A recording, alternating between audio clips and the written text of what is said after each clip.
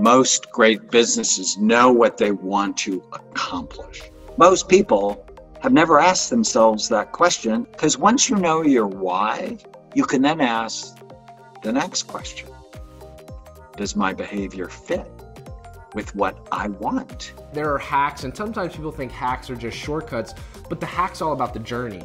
And what are those things that we can implement? What are those things, whether it's intermittent fasting, whether it's using ketones daily, whether it's perspective and gratitude, all of those things, what can we implement in our daily lives to allow us to become 1% better? Knowledge is power.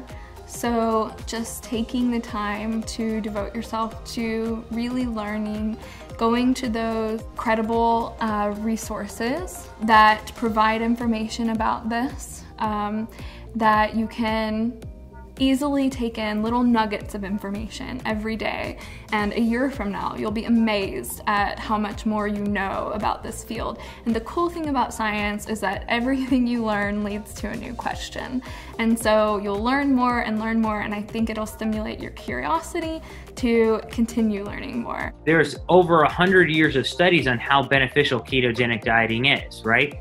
There's studies on cognitive function, there's studies on fat loss, and there's studies on improving longevity and health.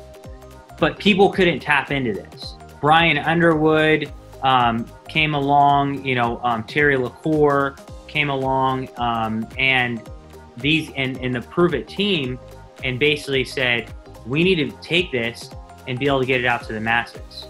In a time where it's very easy to access information very superficially, it would be wonderful to promote the idea that ultimately it's not about, whose opinion is more persuasive or who shouts the loudest, but really going back and becoming educated about interpreting data and understanding that there is actually a right answer.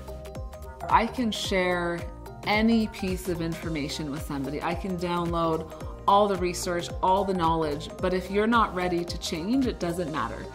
And I've had those patients before, and I've handed them everything they need, but if you're not ready, it doesn't matter. It's not going to make the change you're looking for. And so what it comes down to first is discovering who you are.